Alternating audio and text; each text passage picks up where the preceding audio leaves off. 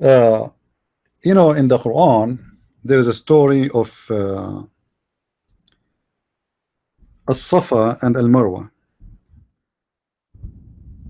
The Muslim, they say to us that the Kaaba is what is built by Abraham, which is false because Abraham never been there, and it doesn't make sense for Abraham to go there anywhere. I mean, it's very stupid to believe that Abraham went all the way to Mecca. People at that time, my friends, and this is a very simple logic, they live by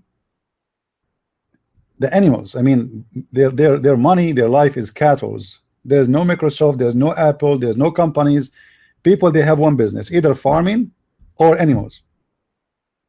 So this is what how life is, very simple. So if the Kaaba is built by Abraham, why Abraham want to go to a place don't have water? It doesn't make sense. However, in chapter 2 verse 158, I hope guys the text is clear for you, and you can read very well with me. In chapter 2 verse 158, we will find the following: that the Muslims, they have a problem with Muhammad. With who? With Muhammad himself. What was the problem? The problem that the Muslims who they are converting to Islam, they don't want to practice as-Safa and al-Marwa. Question: why the Muslims don't want to practice as-Safa and al-Marwa if this is Islamic? Why Muhammad he needed to make a special verse about it? If this is not pagans, what it is? I mean, what the purpose of going between those two places? Muslim, they created stories about the wife of Abraham, etc. But the fact, if we go in the interpretation, we will find the following. Remember, this is chapter 2 verse number 158. We go and we check the interpretation. If you notice, if you notice with me here in the interpretation, it says, this is Tafsir Ibn Abbas, the cousin of Muhammad. Allah mentioned to the believers to dislike going between as-Safa and Marwa. Did you see it? The believers dislike to go. Why they dislike to go? I mean, what the problem? Because simply this is the shrine of the pagans. This is pagan belief. This is pagan practice, and Muhammad is nothing but a continuous of the old pagan religion before him. In the beginning of Muhammad's life, he was trying to be Jew. He could not be. Then he tried to be Christian. He could not be. Christian that accept him, the Jews that accept him. So he went back to his roots. This is why you see in this stage Muhammad, he switched the direction of a praying from Jerusalem to Mecca.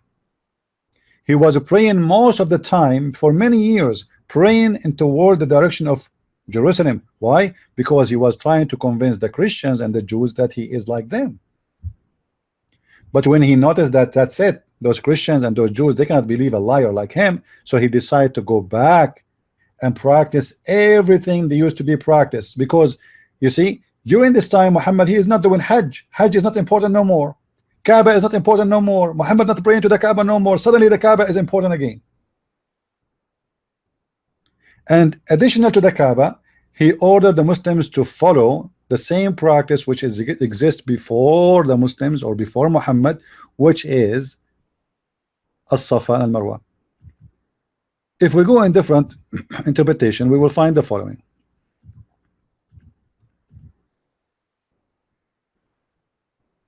As-Safa and al-Marwa were two mountains near Mecca, are among the way marks as a ritual of God. Okay, why it's a ritual of God? What is the ritual about it? I mean, what kind of God does God he have rituals of going between two mountains? Now we have the Kaaba, and supposedly is built by Abraham. Okay, we got that.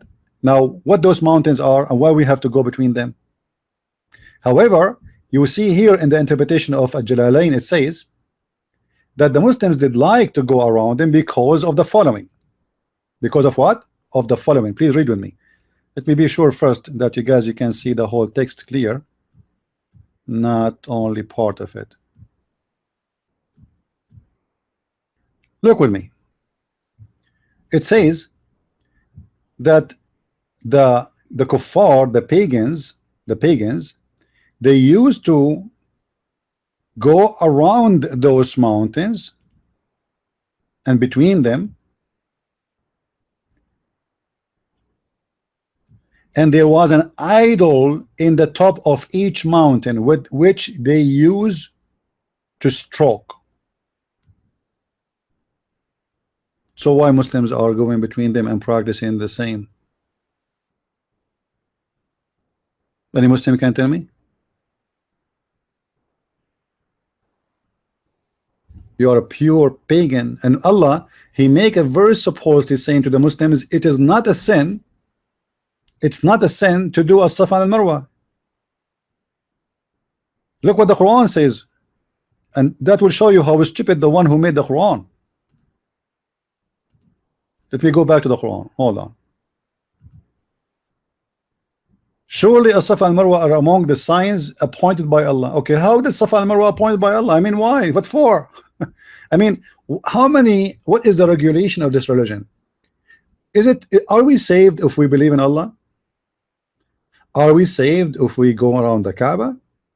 Are we saved if we are going around the Safa and Marwa? I mean, what the point of those things? Are we saved if we kiss the black stone? Are we saved if we throw rocks at the house of the shaitan? What those things for? So you have to go around them, and Muhammad, he need to make a verse to convince the Muslims that it's not a sin to do it. It's not a sin. But if the Quran says it's not a sin, that means it's not a blessing too. Read with me carefully, please. As-Safa and Marwa, those two mountains are of the symbols of Allah. How that happened? How two mountains used to be placed in pagans in the top, pagan idols on top of them. Arab, they go around them, became a symbol of Allah.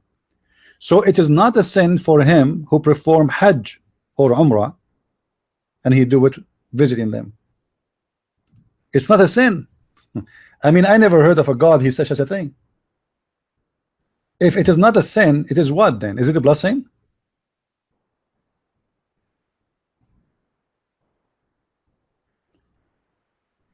Obviously, and there's no question, the Muslims believe that it was a sin. It's a big sin, and they don't want to practice. But Muhammad, because he's a hypocrite, he's trying to convince as many of the Arab to convert to his religion. He forced them to practice as-Safa and Marwa.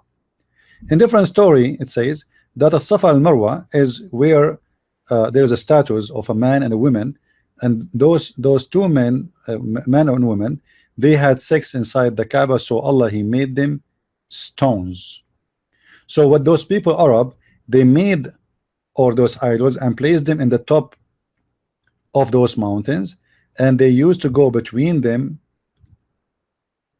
as a practice to remember what happened to this man and this woman who they have sex in the house of Allah, which is the Kaaba. And that if we go in the book of Asbab al-Nuzul, Asbab al-Nuzul, which means the reason for the verses to come down, you will find the story mentioned here. All right, you will see here that narrated by Muslim from Abu Bakr, etc., etc., etc., that the Anas said, we dislike going between the Safa and Marwa because they were the shrine of Quraysh in the pre-Islamic period, so abandon them in Islam. They are abandoned. Suddenly Muhammad, he forced them to go back and practice this. So this is an older practice coming from the pagan, and Muhammad, he is just copying the pagans because he is one of them. Then Allah revealed this verse, said Umar. I asked Umar about this verse, and he said, go to Ibn Abbas and ask him. You know, they throw things at each other because all of them they don't know what's happening. And then you will see that as-Safa and Marwa, coming from a story, it was said that as-Safa and Marwa are an idols in the form of a man called Isaf, and on al-Marwa, which means the top of the Marwa hill, it's a small mountain like a hill, there is an idol of a woman. Her name is Naila. And here they are, the story that the people of the book, they claim that they had committed adultery in the Kaaba. First of all, the people of the book don't believe in this garbage, and we have nothing to do with it. We are not followers of the Kaaba, and we don't believe in the Kaaba anyway. So it's a false statement. But it's very clear that there was a story of a man and a woman, they have sex inside the Kaaba, and supposedly the god of the Kaaba, he cursed them and he made them as stones, and he placed, and those Arab, they place the stones in the top of those two mountains and they go between them. So why Muhammad is following that? So did Muhammad pray the Ten Commandment? Absolutely, from the beginning.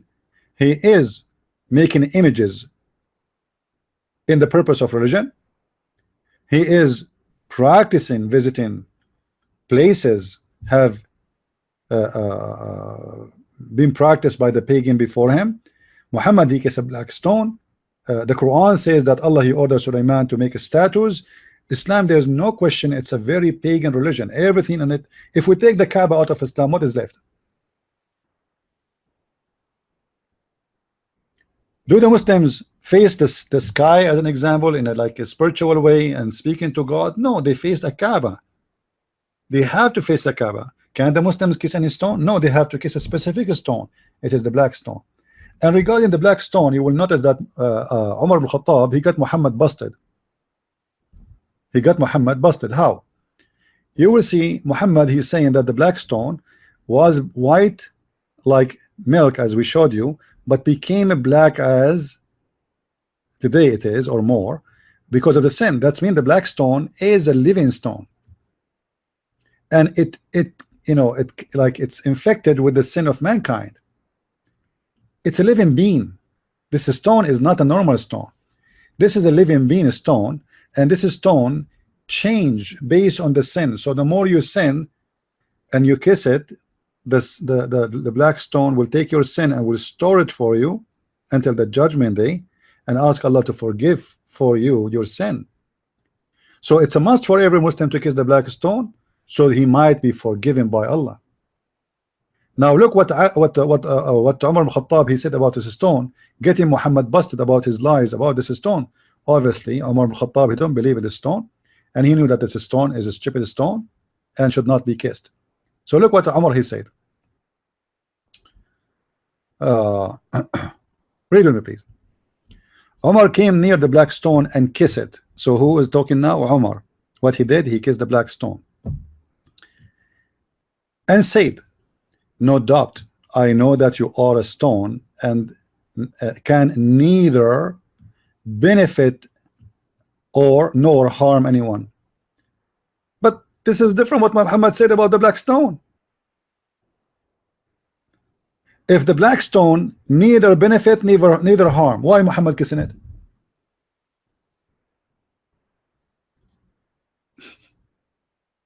You see the madness? If this black stone is useless, what Umar is saying, this black stone is useless, right? This is what you get from this. Look what he's saying. Umar came near the black stone and kissed it. So what he did, he kissed it. Now why he is kissing it? Obviously Umar is not convinced that he should kiss the stone. He kissed it. After he kissed it, he said, no doubt, no doubt, I know that you are a stone and can neither benefit anyone nor harm anyone. So why you kiss it? The answer is here. He says, apostle, but because had I not seen the prophet of Allah, the messenger of Allah, apostle of Allah kissing you, I would not have kissed you. So Muslims are the same as Umar. They are following blindly a pagan prophet who kisses stones, and this stones is useless. Did Umar insult the black stone or he insulted Muhammad? Obviously he did insult both, because by saying that this stone is useless, harmless, neither give any benefit, he exposed his prophet. Because why his prophet kiss it if it is useless and there's no harm or benefit from kissing it? Anyone can explain to us which one of those are correct? Muhammad, who he said that the black stone is the right hand of Allah and is going to witness for the Muslims in the judgment day, or Umar al-Khattab, who says Muhammad is a liar? Because what Umar is saying here clearly, he's saying Muhammad is a liar. This black stone is useless and harmless.